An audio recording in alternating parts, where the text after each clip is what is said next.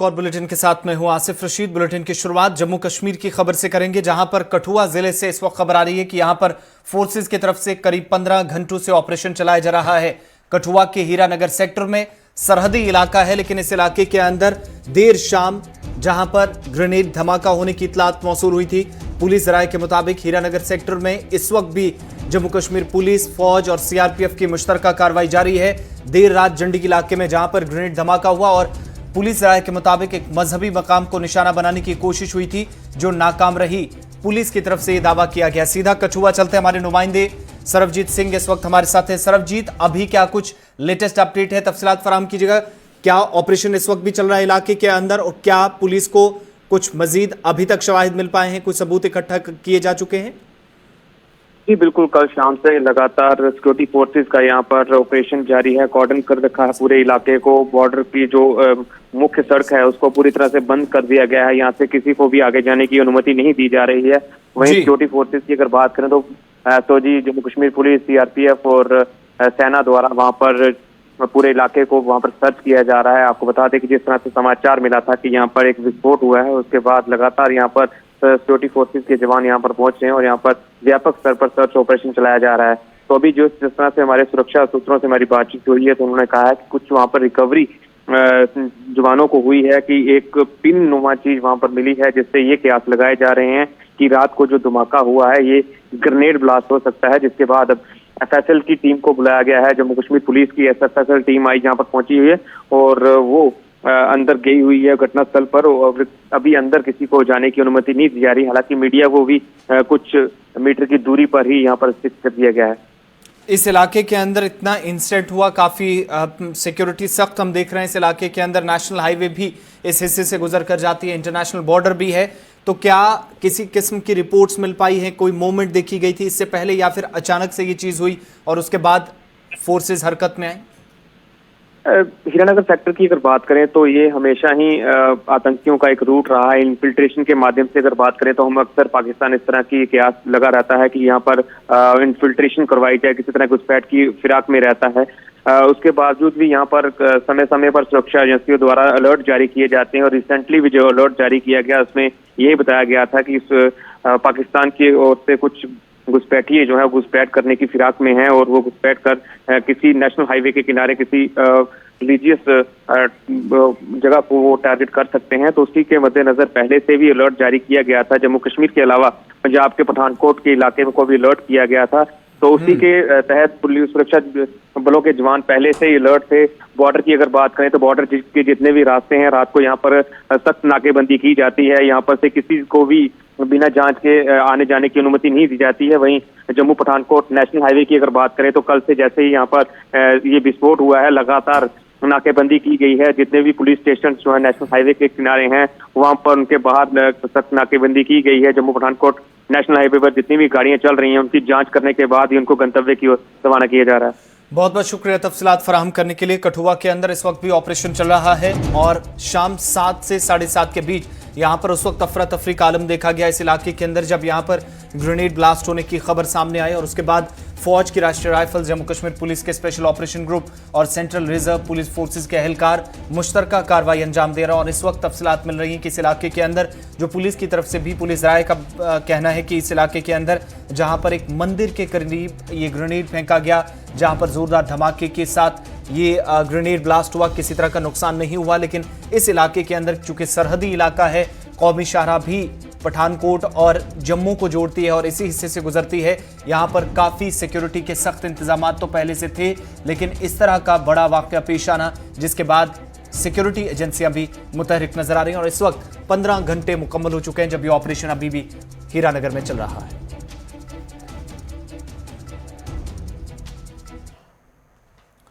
चलिए बढ़ते हैं आगे, वादी कश्मीर आपको लिए चलते हैं। जम्मू सूबे के अंदर जहां पर माता वैष्णो देवी पहुंचने वाले जो अकीदतमंद हैं उनकी भी लगातार तादाद में इजाफा हो रहा है।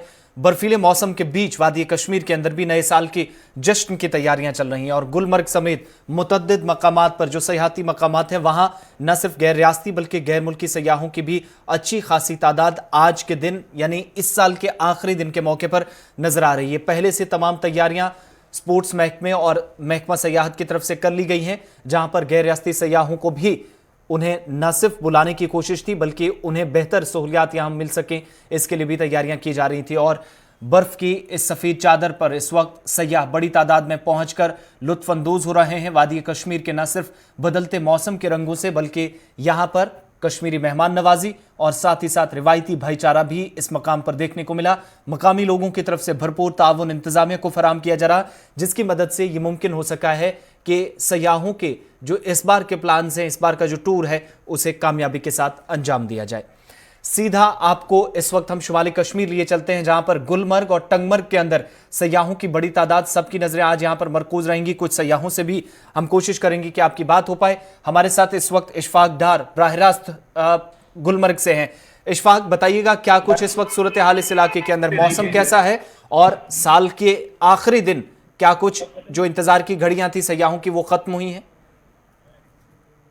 जी बिल्कुल आसिफ जी, अगर हम बात करें सयाह मुकाम गुलमर्ग में आज चूंकि नया साल मनाने जा रहे हैं और चूंकि अब अगर हम गुज़िश्ता साल की बात करें, अब आहिस्ता आहिस्ता गुज़िश्ता साल जो है चंद पल ही रह चुके हैं, चंद घंटे ही रह चुके हैं कि अब नए साल की जो है शुरुआत होने जा रही है आज बिल्कुल। लेकिन हम यहाँ पर कहेंगे कि सयाह मुकाम गुलमर्ग के दामन में इस वक्त हम खड़े हैं और यहाँ पर काफी तादाद में जो पर्यटक है वो पहुंच चुके हैं और काफी खुशी का इजहार कर रहे हैं। हमारे साथ यहाँ पर कुछ पर्यटक है जो गुजरात से आए हुए हैं। सबसे पहले इनसे बात करना चाहेंगे। आपका नाम? हम आए गुजरात से, मेरा नाम है नरेश पटेल जी। और गुलमर्ग में अभी खड़े हैं और काफी बर्फ है, बहुत शानदार नजारा है और घूमने का बहुत मजा आया और बहुत बढ़िया है। नए साल के हवाले से क्या मुझे अगर नए साल में पुराने साल से ज्यादा बर्फ गिरा है और घूमने का बहुत मजा है, माहौल जोरदार है। जैसा कि यहाँ के हालात के बारे में कहा जाता है, घाटी के हालात में क्या लगा आपको यहाँ पर आकर? यहाँ घाटी के हालात में बहुत शानदार लगा हमें, घूमने का बहुत मजा है। जी जी। तो आपका नाम, आपका शुभ नाम? मेरा नाम है रोहित पटेल जी। मैं आया हूँ गुजरात से, उधर घूमने के लिए आया हूँ कश्मीर में जी। उधर गुलमर्ग जा रहा हूँ जी। उधर ठंड ज्यादा है, बर्फ ज्यादा है। अगली साल था उससे ज्यादा अभी बर्फ लग रहा है, ठंड भी ज्यादा लग रहा है मेरे को।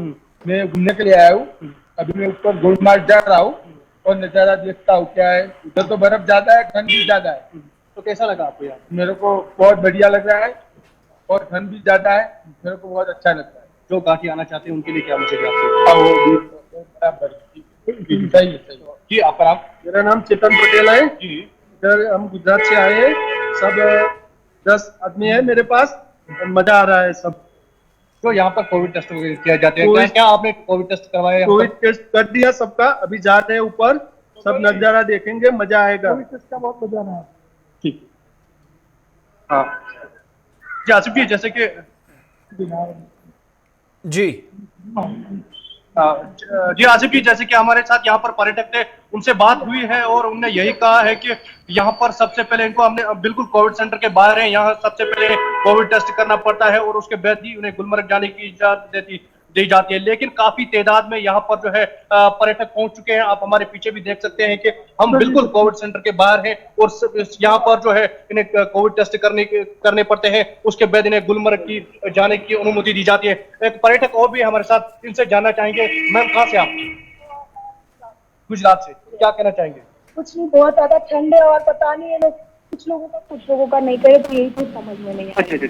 अच्छा। तो आप बाई एयर आए हैं या गाड़ी से आए हैं? ऑब्वियसली बाई एयर आए और यहाँ तो गाड़ी लेकर आए, तो वही है, गाड़ी कैसे जा नहीं सकती है तो इसको लाइक चेन लगा के जाना। सबसे पहले कोविड। तो आपके कहने का ये मतलब सबसे पहले कोविड टेस्ट यहाँ पर करना पड़ता है, लेकिन ये चीज सबके लिए नहीं है, कुछ लोगों को करवा रहे, कुछ लोगों को नहीं करवा रहे, तो बस यही है और कुछ नहीं। और ठंड बहुत ज्यादा है।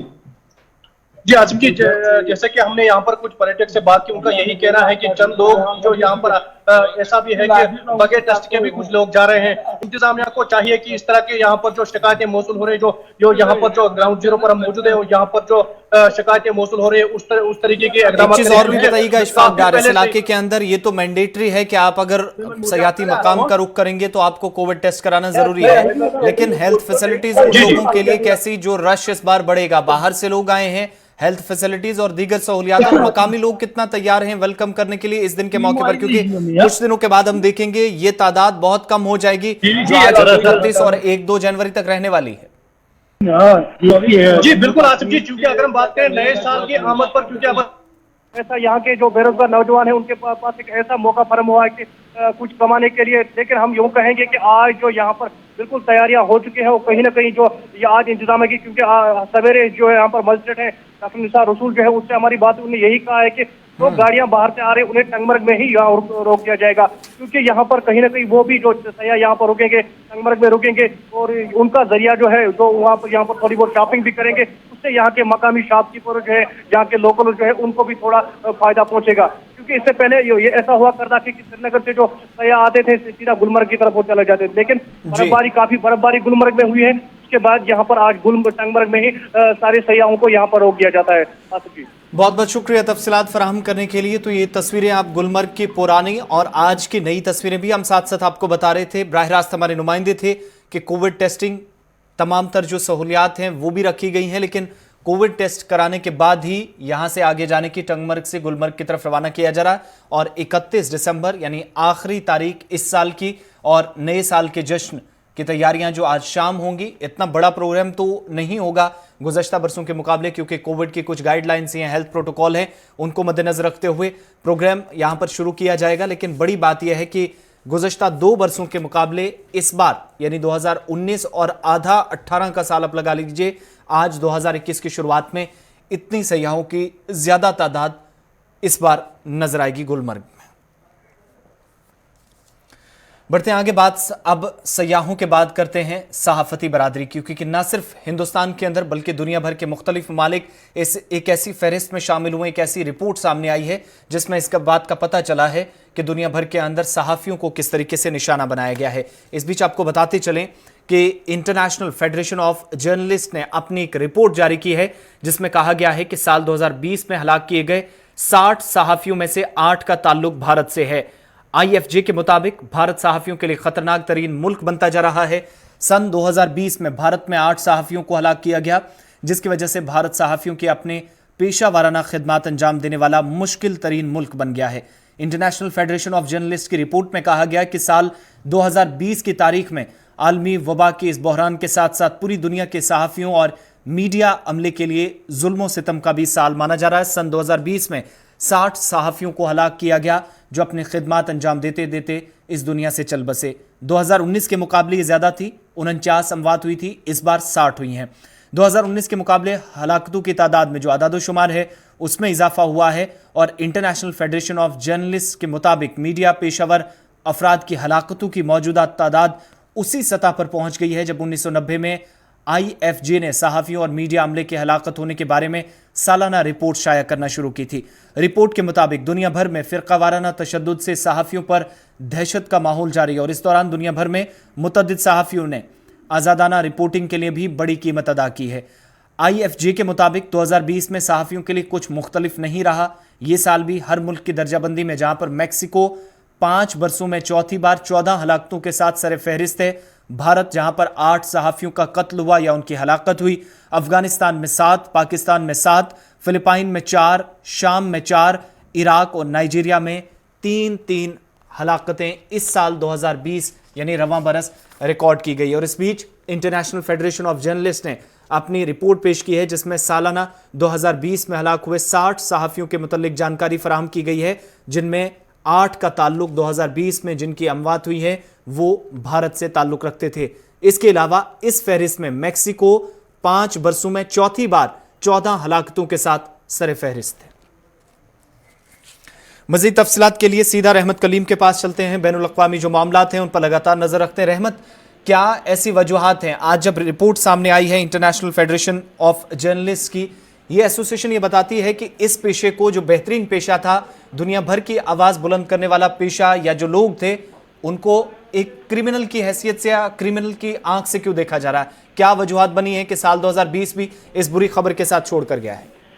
जी देखिए, बिल्कुल एक साल में 60 जर्नलिस्टों का खून होना या 60 जर्नलिस्टों का कत्ल होना, ये अपने आप में मीडिया की आज़ादी, जो फ्रीडम ऑफ प्रेस की हम बात करते हैं नेशनल लेवल पर, इंटरनेशनल लेवल पर, कहीं ना कहीं ये सब बताता है कि ये सब सिर्फ ज़बानी बातें करने की है। सच्चाई ये है कि एक साल में 60 सहाफ़ियों को मार दिया जाता है, दुनिया में कहीं भी कोई आवाज़ नहीं उठती।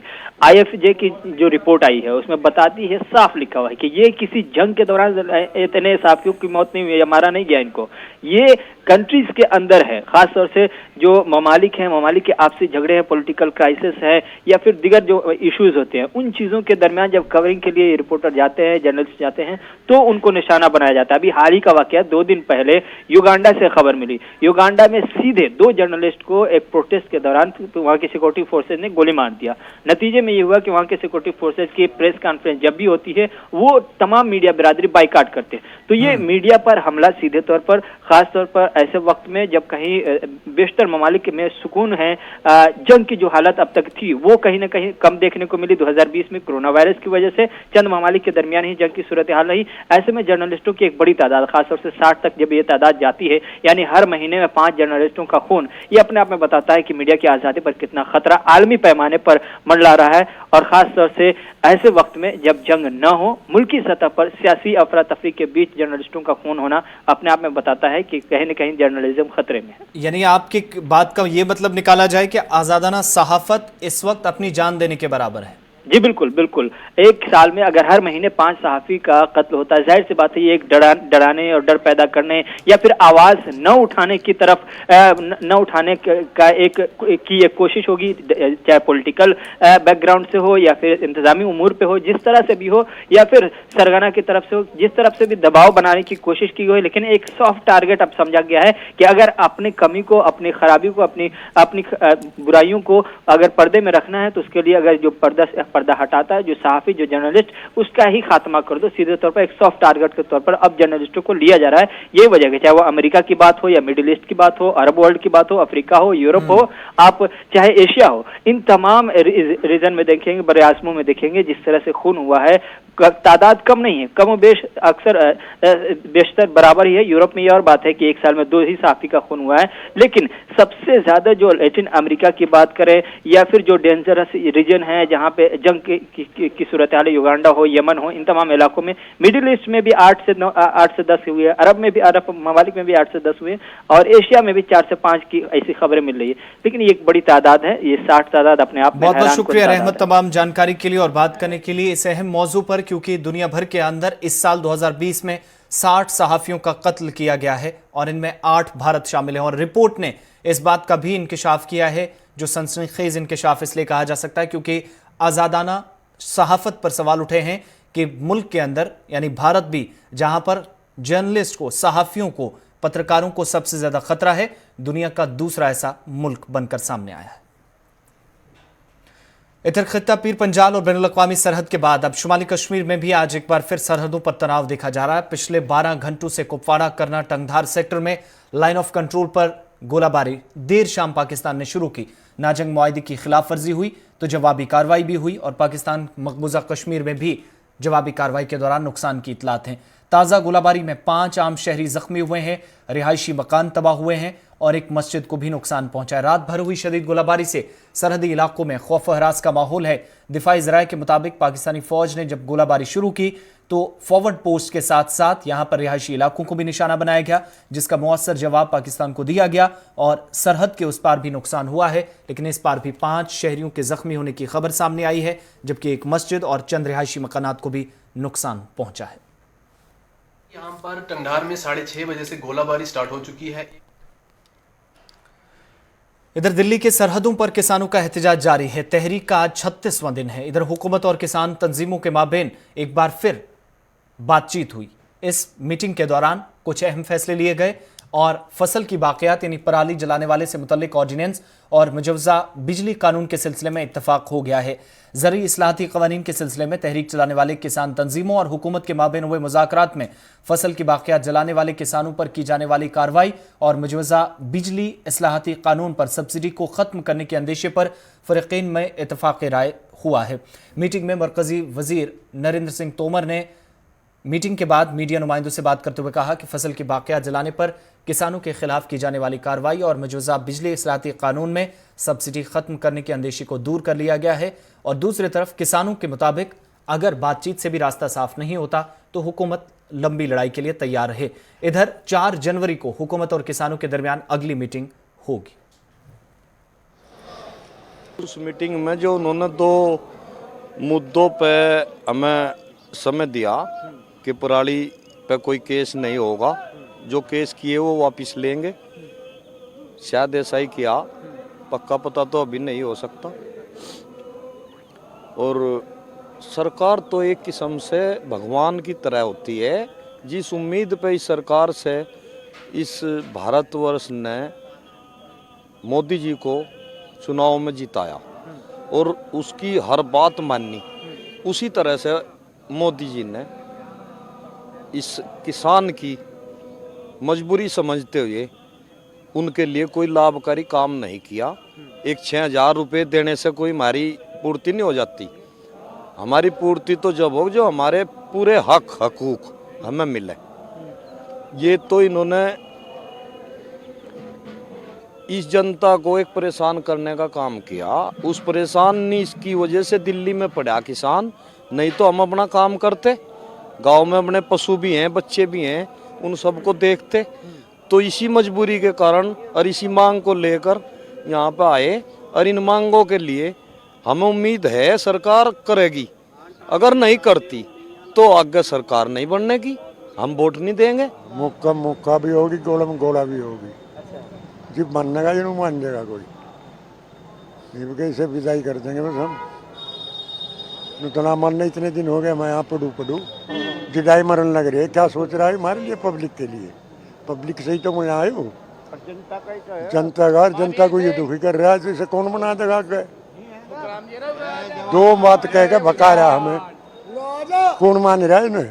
कुछ नहीं। आगे इससे सारी निमटारा होगा। यहाँ तक कोई नहीं हले, इतना आर पार नहीं हो। रात दिन यही लौटेंगे। हाँ, चाहे 35-36 साल हो जाओ, जितनी हटे। ठंड कितनी हो रही, पर हमें ठंडी नहीं लगती।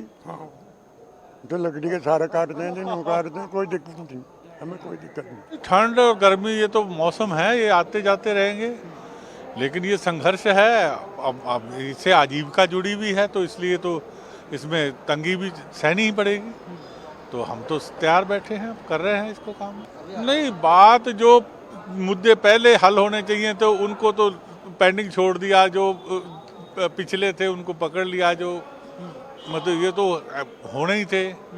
लेकिन जो मेन मुद्दा है, ये जो 3 कानून हैं, इनको वापस लेने का है और एमएसपी पे कानून बनाने का है। एमएसपी पे चर्चा चल रही है, देखो अब आगे जहाँ तक, जब तक ये हल नहीं होगा, जब तक हम तो यहाँ बैठे ही हैं और बैठे रहेंगे।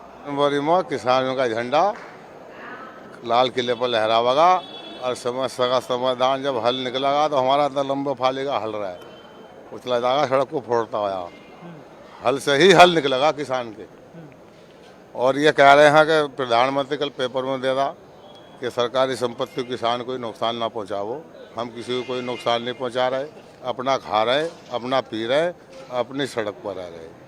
ठीक है, प्रधानमंत्री के भवन में नहीं रह रहे, चौड़े में पड़े, मैदान में पड़े, ठंडी सड़क पर पड़े, आप देख रहे। झूठ इतना बोल रहा प्रधानमंत्री। चुनाव में वायदे करे थे कि 15-15 लाख रुपए काला धन आवा किसानों के खाते में डाल ले जाएंगे। जीरो खाते खुलवा कर डलवा दिए, किसी के आएगा 2 रुपये बिजली तो सारे खड़े। बिजली के रेट बहुत हाई फाई हो गए यूपी में। किसानी कमर टूटती हुई जा रही। किसान खेती छोड़ने को तैयार है, खाद के रेट बढ़ा दिए। किसान सड़क पर आ गया, 6 दिन आवेंगे। 6 दिन तो सबको दिख रहा है सड़क पर पड़ा किसान, और इससे का 6 दिन आवेंगे।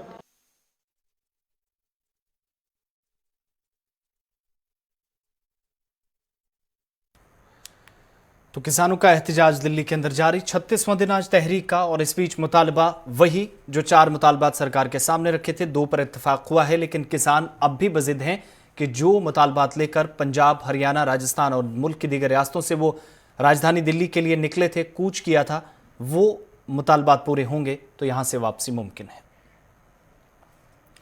मुल्क की मुख्तलिफ रियासतों में लव जिहाद कानून लाए जाने पर मुफ्ती मुकर्रम ने कहा है कि हुकूमत का लव जिहाद का नाम लेकर बुनियादी मसाइल से तवज्जो हटाने का असली मकसद है, जो जाहिर करता है कि वज़ीर-ए-आज़म पर दबाव बन रहा है। मुफ्ती मुकर्रम के मुताबिक इस कानून को लाकर फ़िरका परस्ती को हवा देने की कोशिश है। देखिए, ये सब पोलराइजेशन के लिए हो रहा है। ये सब सांप्रदायिकता, फ़िरका परस्ती, नफ़रत फैलाने के लिए हो रहा है। इसका कोई असल मकसद नहीं है। लव जिहाद की कोई डेफिनेशन नहीं है। जो सुप्रीम कोर्ट के पूर्व जस्टिस थे, जस्टिस मदन बीलूकर, उन्होंने बहुत क्लियर इस बात को बोला है। उन्होंने कहा है कोई डेफिनेशन ही नहीं है, कोई कॉन्स्टिट्यूशन में, कानून में इसकी परिभाषा ही नहीं है, तो आप कानून कैसे बनाएंगे जब उसकी परिभाषा नहीं है। ये जस्टिस ने कहा है, इलाहाबाद हाई कोर्ट भी कह रहा है, दिल्ली की हाई कोर्ट भी कह रही है, ये तो सभी लोग कह रहे हैं। तो ये पोलराइजेशन के लिए हो रहा है, जैसे सक्के की हुकूमत हो जाती है ना 1.5 दिन की, ये वो हुकूमत है कि लोग अपनी अपनी ढपली बजा रहे हैं। हमें तो ये लगता है कि सबका साथ, सबका विकास, सबका विश्वास, उसका अर्थ क्या है, उसकी डेफिनेशन क्या है। हम तो ये पूछना चाहते हैं प्रधानमंत्री जी से कि इसकी डेफिनेशन क्या है। सबका साथ, सबका विकास, सबका विश्वास, क्या यही है डेफिनेशन उसकी। प्रधानमंत्री जो पहले 5 साल में थे, अब लग रहा है बदले बदले नजर आ रहे हैं। यह तो ऐसा लगता है कि उनके हाथ से इख्तियार निकल रहा है। कुछ ऐसे छुट भैये खड़े हो गए हैं जो उनकी भी चलने नहीं दे रहे। विदेश में और देश में बदनामी हो रही है। आप अगर 2-4 मुसलमानों को पकड़ के जेल में डाल देंगे तो उससे क्या भला होगा। मुसलमान जो 20-25 करोड़ है वो भारत से जाने वाला नहीं है, कोई उसको कहीं नहीं पहुंचाएगा। तो इसके लिए तो सोचना पड़ेगा, भारत की सरकार को सोचना पड़ेगा, राष्ट्रपति को सोचना पड़ेगा, प्रधानमंत्री को सोचना पड़ेगा कि आखिर देश चल किधर रहा है। तो खबरों के इस बुलेटिन में बस इतना ही। गुलिस्तान न्यूज़ पर खबरों, तज्जियों और तबसरों का सिलसिला जारी है।